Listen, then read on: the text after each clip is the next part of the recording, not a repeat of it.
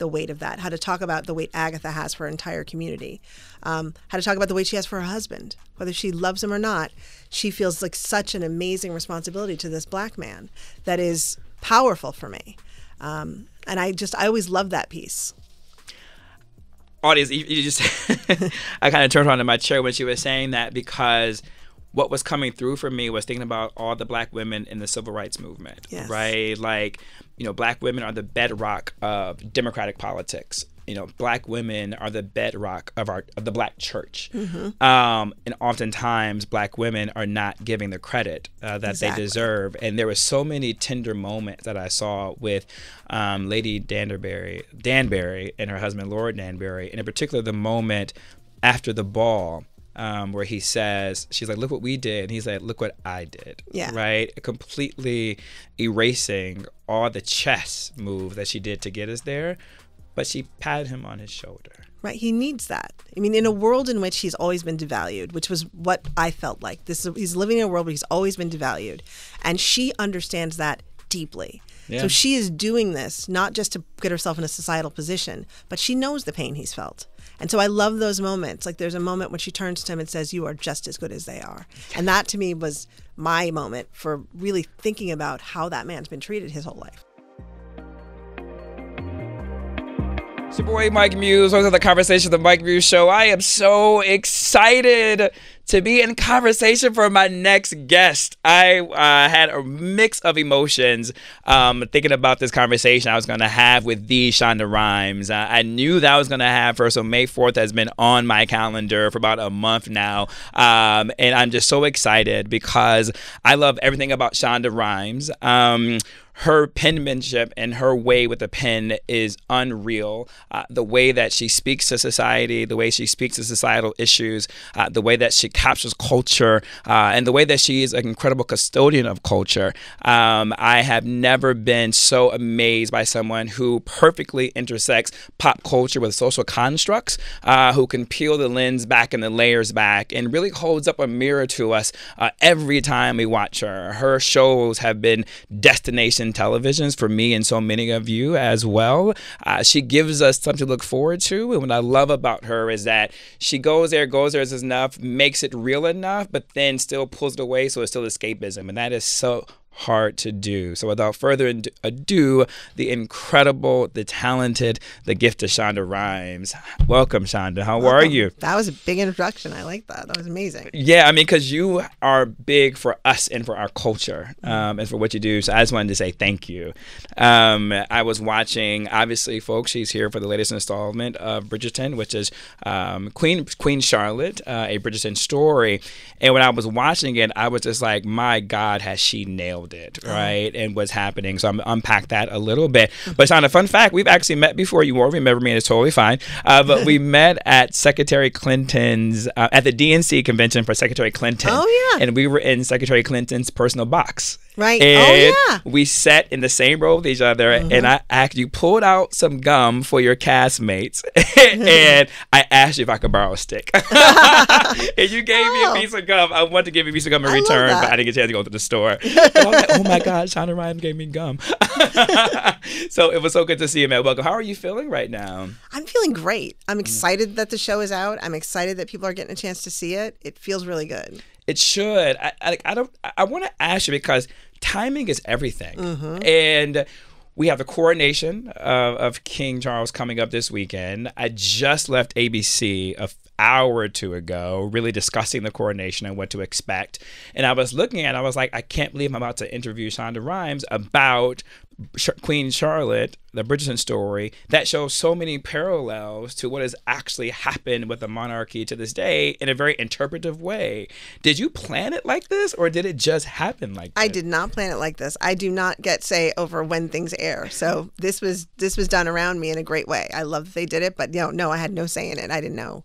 I mean, I've been watching Bridgerton since day one, and I've been absorbing everything. But there's just something about this one the social constructs have always been there, but I feel like this time you are hitting it dead on with the changes of the monarchy, right? What the monarchy is experiencing, the questions that the monarchy is asking themselves internally currently. I feel the origin story of Queen Charlotte we're seeing the origin of the questions of the reimagining of a monarchy system. I think that's true. I mean, I think I really wanted to delve into, because what we're seeing in the show is not, massive, amazing equality happening. We're seeing performative acts that are just for public display that don't really have anything to do with how people truly feel. So it was exciting to get to explore that and to think about what that means in a royal family. Yeah. In particular, I love the role of a young Lady Danbury. Yes. And in terms of, she is almost a consciousness, I think, of the show. And I think she is a consciousness of Queen Charlotte, of a young Queen Charlotte, to really understand the narrative of heavy is a head that wears a crown, right? And the responsibility, not to give too much away, folks who haven't seen it, but the responsibility of what you must do when you're in positions like this, right? She's almost the activist in our Georgian story, which is very interesting because she's the one who understands all the ways things can go wrong and what should be happening. And she's making soft power political moves all over the place. Yeah, which is brilliant. And I thought it all came together in one moment. And Shonda, I talk a lot about the importance of pop culture, and I always talk about how we all can be activists in our own way, whether you are a fashion designer, whether you're a cook, whether you're a musician. There's so many ways that we can be an activist.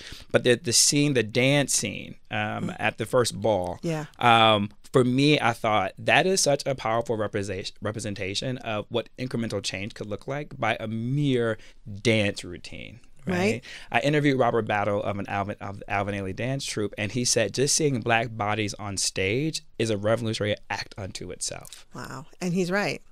He's absolutely right. I think that getting to populate a world in a different way, in a way that represents and looks like you, it's a tremendous feeling. Like I felt it when I first saw Charlotte, in her wedding gown and her crown and all. I got emotional because we don't get to have queens very often. We don't. I actually got a little bit emotional on that dance scene, and I want to ask you about your choice of song selection of Alicia Keys. I just thought that song going with the dance routine and seeing the different couples of class, identity, starting to blend, and it was so powerful with that song in the background. I'm just wondering, how are you thinking about your song selections? Well, for this series, I made a conscious choice that I was using all Black divas. That was important. I saw the pattern. I want to see if that's what I was thinking. That was the plan. And then Alicia's amazing. She came in later after the show was filmed and did a new arrangement of her song, and we filmed it with an orchestra of 70 women of color. Wow. Yeah, it was amazing. And all of them had really just been the only, somewhere where they were doing something, and to come together like that with Alicia was amazing. And we use that in the show. Which is so perfect because now we're coming off of the film Chevalier, right? And so we're starting to see Black classical composers and music in the orchestral kind of capacity and kind of space when it comes to that. The other character that I'm really interested in terms of how you thought her story arc was Violet. I think in previous seasons, we never really got a chance to really see Violet's constitution. But I think there was something about educating a woman and educating a young girl and how that young girl can grow up to own agency and to be an advocate within that space. I'm just wondering, why did you choose to give us such a full range of Violet for this season? It was really exciting to do that. The main premise for me was you watch Violet and she's a vital woman, and there's a line in the show where Lady Danbury says to her, we are, Lady Whistledown never writes of our hearts. We are untold stories. And that's the truth. Like, these older women, their sexuality gets denied in every way, shape, or form. So it was exciting to show the full range of her. I enjoyed showing her when she was very young and seeing who she grew into. It was exciting. She's wonderful. Why the origin story now? And this particular of this season, I wanted to tell it. It's interesting. Jacqueline Avant was... You did a dedication to that, and I thought about that. She was a great collector of Queen Charlotte artifacts and was a big fan and read all these books. And she went and told her son-in-law, who is Ted Sarandos, that he should be making a series about Queen Charlotte on Netflix. And then Ted called me and I guess he looked at all the things she had too and was very excited. And he said, "We really have to do this. Wow. Do you want to do it?" And I was like, "Absolutely, I want to do it." That character was so fascinating to me from the start. From the beginning. As played by Golda, like you just wanted to see more and more and more. So it was great to get to explore her. And for those who may not be familiar with Jacqueline Avant, she unfortunately was passed away tragically, was taken away from us.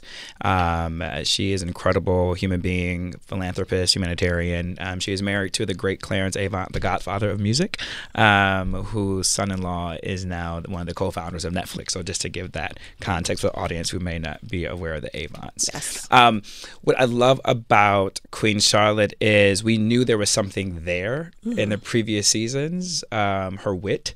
She had a grace about her. She had a humility about her. And so you're right. I never thought about how much we could learn from her origin story. Yeah. Right. And like the unpacking of the origin story. I think there's something about, how do you think about this idea? Because what I kept seeing a repetitive theme for me, and I'm just curious if this was your intention or if I'm just pulling at something that doesn't exist. I started out the conversation with you about saying heavy is a head that wears a crown. But even King George, he kept mentioning this line about, I am for the misery and for the happiness of our country. And I think about, as we're going into coronation moments right now, about the crown is an entity unto itself. And like the reason why they sometimes often change their name is because you die in order to live on behalf of the crown. And so, but I think about even for us who may not come from royal family or bloods, right? But who are activists in our communities, right? That there is a responsibility that we have, even if we want it or not. I was very interested in delving into the sort of the theme of duty. Agatha has a duty to her people. The king has a duty to the crown, but all of those things. And, that line, I was born for the happiness or misery of a great nation. King George III actually said that back then, which I thought was great. And it really speaks to, the heaviness, the weight of it all. Even when he talks about, there's a moment where he says, "I'm always on exhibit." Yes, I'm always on display, yeah. I'm always on display. Yeah. I thought that was so powerful in that moment. Even when you think about something as simple as pop culture, Jasmine Sullivan, she has a song called Mascara. And she always keeps her mascara close because she never knows who she's going to see and who she has to bump into, right? And I think those of us who have taken on the position to step up and raise our hand to do anything, whether it's in your church, your community group, your sorority, fraternity, like when you raise your hand, there is a responsibility and you are constantly being watched and monitored. And sometimes you do lose that lack of freedom.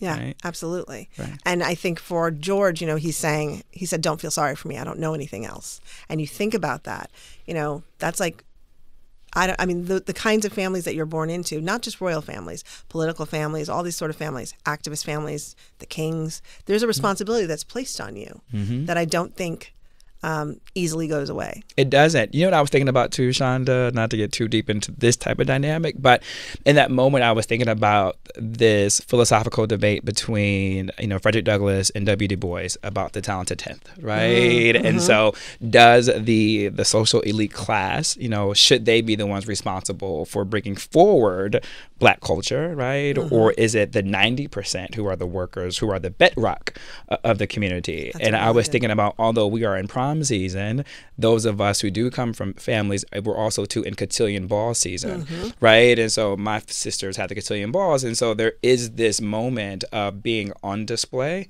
right? And then what is expected of you, right, going forward. Like I ended up having a mental breakdown my last semester of my college year at University of Michigan because the pressure of the greatness was too much for me, right? Even my dean of engineering, she said, "We've asked too much of you," right? And so she actually surrounded me with therapists and the whole nine just to get me across. But that's why for me, I kept picking up the theme about duty. The weight of it, I think, is crushing for some people. And I really think it was crushing for King George in so many ways. But I loved getting to play with those dynamics and her sort of joining him in carrying that weight. But I think also, too, what I love about this is, which is why I think you're so great with a pen, right? And I think that in a lot of your other shows, and a lot of other characters, we've been able to see Black people in different capacities, different occupations, still have the weight on them, right? And the toll that it takes. Although this is a role of like royalty and fantasy, if you will, in part, it still shows the weight of Black people and all the maneuvering that we need to do just to be great. You know, all of what Lady Danbury had to do and the importance of a first ball. I love that you saw that. I love that you saw it. It makes me really happy because that's what I was writing for. So good. I mean, not to give too much away, but I was even, I can say it, I was literally talking to another Black man at ABC today, and I was just like, I had a moment with him, and I was like, it took me so much to get here this morning, right? I had to go through so much personally just to get here, just to be performative. Yes. Just to have that face on, yeah. Just to put that face on. And then putting that face on, there's different ways I had to navigate just as a Black man presenting in society. You know, sometimes my voice may need to go up in a falsetto. Right? Sometimes I made to smile just a little bit harder, right? And just to make you feel comfortable, right? And then, you know, coming to here and navigating different energies, right? A lot of different energies, yeah. But to prepare for me was one of the most important conversations that I've done, not knowing what it was going to be, just because we often don't talk about Black people and greatness, right? And in high positions, and the struggle and dynamic that they go through. And so being able to keep a calm energy in order to moderate such a discourse I was hoping to have, which we're having, you need to be settled. Yeah. Yeah. Right? That's true. And I love that you peeled the layers back, like when it comes to that. Like, do you, at the writer's table, or the writer's room? It's just me. It was just me and one other writer. So yeah, it was mostly just me. Oh, yeah. Right? Like, how did you center yourself? Because these storylines could have went awry. They could have went... People don't understand that splitting the hairs the way you're doing it is not easy. You can go left or right too heavy and then you lose. I think it's really hard when you're sitting down at the computer and you're thinking about telling these stories to, like, you know what you want to talk about, but you also know, like I always say, if I'm going to educate somebody, I'm going to wrap it in so much entertainment that they're not even going to know that they're being educated. So for me, it was really how to tell that story. Keep it in the tone of the show, how to talk about the weight of that, how to talk about the weight Agatha has for her entire community, how to talk about the weight she has for her husband. Whether she loves him or not, she feels like such an amazing responsibility to this Black man that is powerful for me. And I always love that piece. Audience, you just, I kind of turned around in my chair when she was saying that, because what was coming through for me was thinking about all the Black women in the civil rights movement, right? Like, you know, Black women are the bedrock of democratic politics. You know, Black women are the bedrock of the Black church. And oftentimes Black women are not giving the credit that they deserve. And there were so many tender moments that I saw with Lady Danbury and her husband, Lord Danbury, and in particular the moment after the ball, where he says, she's like, look what we did. And he's like, look what I did. Yeah. Right? Completely erasing all the chess moves that she did to get us there. But she patted him on his shoulder. Right. He needs that. I mean, in a world in which he's always been devalued, which was what I felt like. He's living in a world where he's always been devalued. And she understands that deeply. Yeah. So she is doing this not just to get herself in a societal position, but she knows the pain he's felt. And so I love those moments. Like there's a moment when she turns to him and says, you are just as good as they are. And that to me was my moment for really thinking about how that man's been treated his whole life. And what the important role of partnership, yes, of what that means. There was this moment, I'm sure you probably saw it too, but it always stands out to me when, oh my God, I'm looking right at him. I quote him all the time, and he was like, oh my God, he's a famous Black writer, and he always talks about to be Negro and to be conscious, always live in a state of rage. One of the Black playwrights of our time. Yes, I am failing his name. Anybody help me out with the Audible? Anywho, he was in conversation with Nikki Giovanni. I'm going to be I can't believe I'm forgetting this man's name. I love him. But he was in conversation with Nikki Giovanni. And what Nikki Giovanni said to him is she said, I want you to lie to me.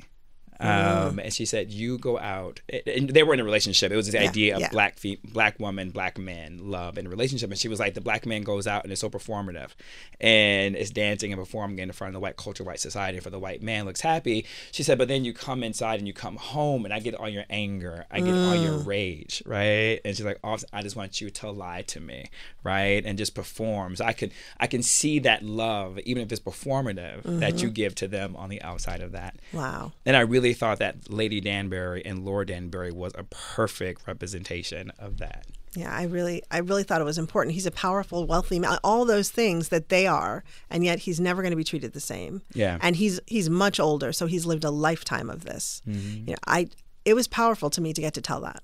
Yeah.